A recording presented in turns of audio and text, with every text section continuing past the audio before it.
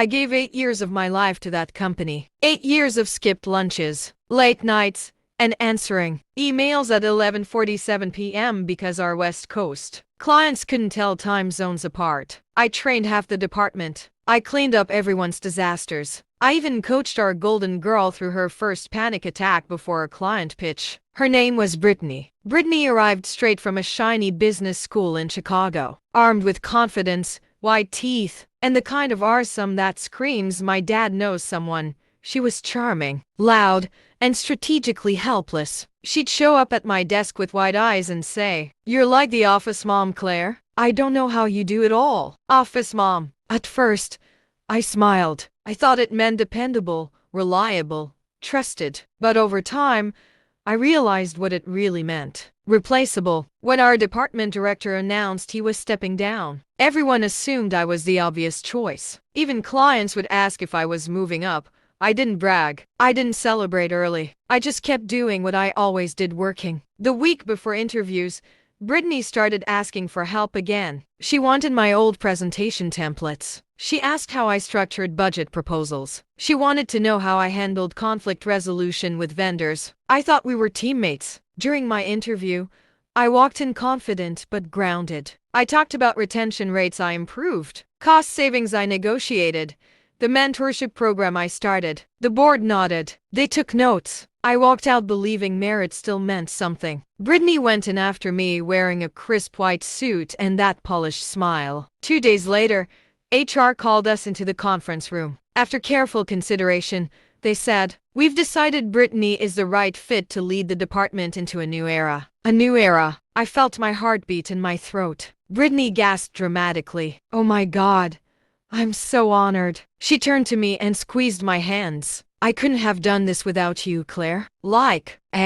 I smiled so hard my jaw hurt. I congratulated her. I even hugged her. That afternoon, she sent an email to the entire department, excited to bring fresh, innovative leadership to this team. Fresh, innovative, as if I were stale bread. By Friday, she had rearranged the seating chart. She moved me away from the client-facing teams and assigned me to internal operations, support.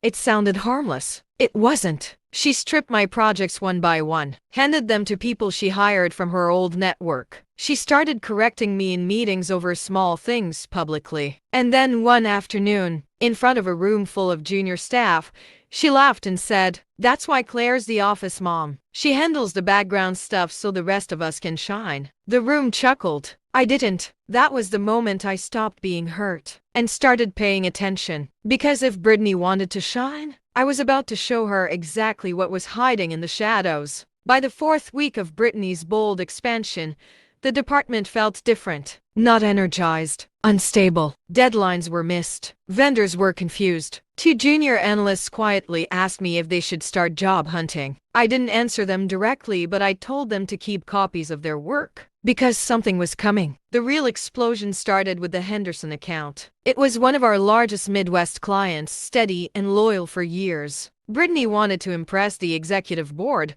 so she pitched Henderson on a massive multi-state rollout, triple their usual budget. There was just one problem. We didn't have the infrastructure. Finance had warned her in writing. Logistics had flagged the risk. I had even drafted a contingency plan she never reviewed. She signed the agreement anyway. 2 weeks into the rollout, shipments lagged. Marketing assets were incomplete. Henderson's CFO requested a full performance breakdown. That's when Brittany called me into her glass office. "Claire," she said, her voice tight but smiling, "I need you to clean this up." I looked at the stack of papers on her desk. "Clean up what?" She lowered her voice. "The documentation trail. It looks messy. Too many back and forth emails. It makes us look disorganized." Us. I understood exactly what she meant. She wanted me to edit history. "I can organize the files," I replied carefully, "but I can't remove approvals or timestamps." Her eyes hardened. "You're being difficult." "No," I said calmly. "I'm being accurate." For a split second, I saw panic flash across her face. That afternoon, Henderson's CFO escalated the issue directly to the executive board. A formal review was scheduled. And here's the thing about formal reviews. They don't care about charm. They don't care about rooftop happy hours. They care about paper trails. I printed every warning memo, every ignored compliance flag, every approval Brittany rushed through without proper authorization. Not to sabotage her, but to protect myself. The review meeting lasted 3 hours. I wasn't supposed to attend, but halfway through, the COO requested, "Can someone from operations clarify these timestamps?" I walked in carrying a binder. Brittany avoided my eyes. The numbers spoke clearly. Approval limits exceeded. Legal review skipped. Risk assessments marked pending before launch. No one raised their voice. They didn't need to. When the meeting ended, Brittany's white suit didn't look so crisp anymore. She walked out stiffly,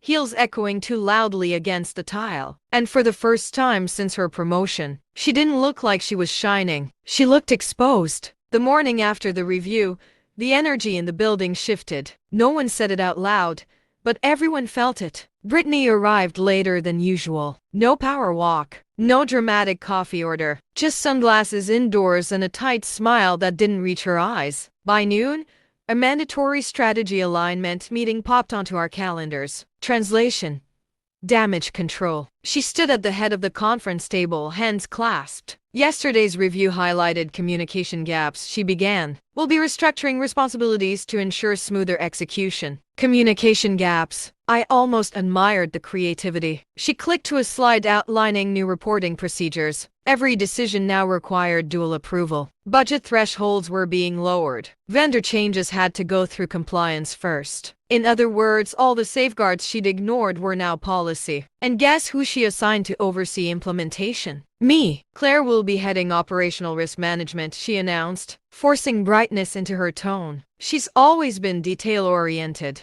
Detail-oriented. Not maternal. Not background. Necessary. After the meeting, people lingered at my desk. Quiet congratulations. Subtle relief. One junior analyst whispered, "You saved us yesterday." I didn't correct her, but I didn't celebrate either, because Brittany wasn't finished. That afternoon, she called me into her office again. This time, the door closed softly behind me. "You embarrass me," she said, dropping the corporate tone. I answered questions I was asked. "You could have softened it." I held her gaze. "The board doesn't like soft." Silence filled the room. The skyline behind her looked gray, storm clouds rolling in. "They're watching me now," she muttered. "They're watching the department," I replied. Her jaw flexed. "If I go down, this whole team goes down." There it was. Not concern for the company. Not accountability. Self-preservation. "I'm not trying to take you down," I said evenly. "I'm trying to keep us compliant." She studied me like she was seeing me for the first time, not as the office mom, not as background support, but as someone she couldn't maneuver around. The following week,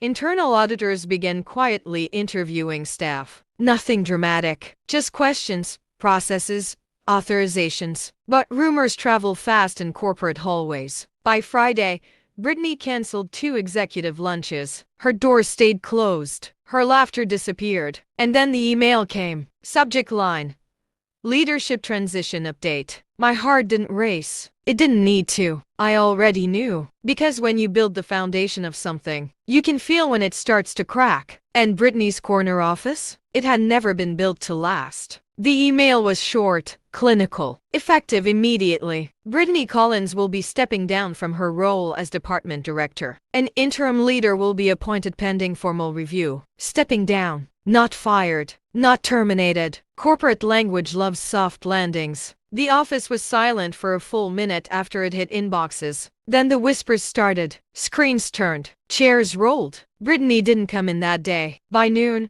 I was called upstairs. The executive boardroom felt colder than usual. The CEO gestured for me to sit. "We need stability," he said plainly. "You've demonstrated institutional knowledge and sound judgment under pressure. No flattery, no theatrics, just facts. We'd like you to step in as interim director." Interim, the same word they used for her. But this time, it felt different. I didn't accept immediately. I asked questions. Authority scope, budget control, direct reporting structure. If I was going to lead, I wasn't going to be a placeholder. The COO nodded slowly. "You'll have full operational authority." When I walked back to the department floor, every eye followed me. Not out of gossip, out of hope. I didn't make a dramatic announcement. I didn't rebrand anything. I didn't promise a new era. I called a team meeting. We're not reinventing ourselves, I said calmly. We're tightening what already works. I reinstated vendor relationships Brittany had cut recklessly. I reconnected with Henderson's CFO personally and outlined a recovery plan with realistic timelines. I reopened the mentorship program she'd quietly dissolved. And here's what I didn't do. I didn't rearrange the seating chart. I didn't isolate anyone. I didn't erase history. 2 weeks later,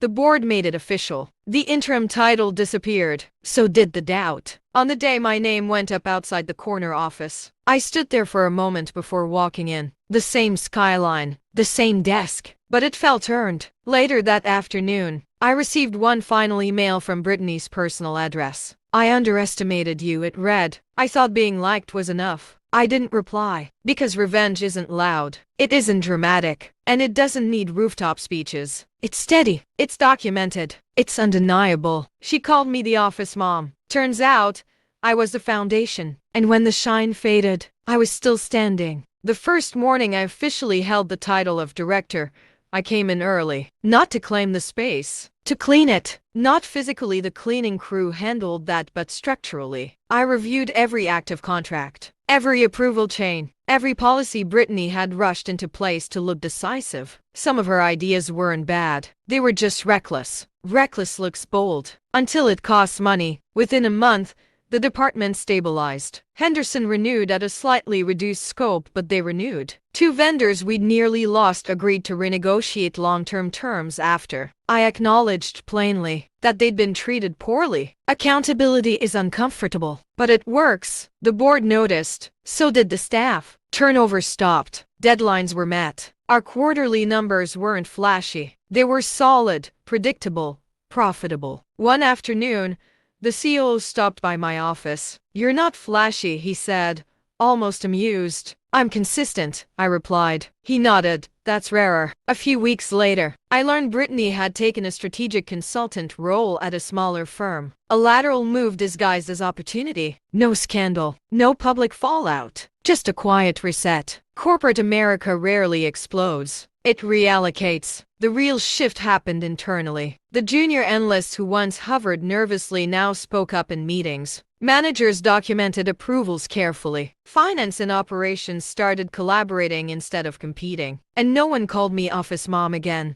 They called me director, not because I demanded it, but because I protected the work. One evening, as the sun dipped behind the skyline, I stood by the window Brittany once posed in front of for LinkedIn photos. The city buzzed below, loud, ambitious, impatient. I understood something then. Brittany wanted power. I wanted presence. Power demands attention. Presence earns trust. She tried to shine by stepping on the foundation. I strengthened it. And when the spotlight shifted, as it always does, there was nothing unstable beneath me. Revenge wasn't exposing her. It wasn't humiliating her. It was surviving her, thriving after her, proving that leadership isn't about being the loudest voice in the room. It's about being the one everyone turns to when things fall apart. 8 years ago, I was the dependable background support. Now, I'm the standard. And the corner office is quiet not because people are afraid to speak, but because they're busy doing the work right.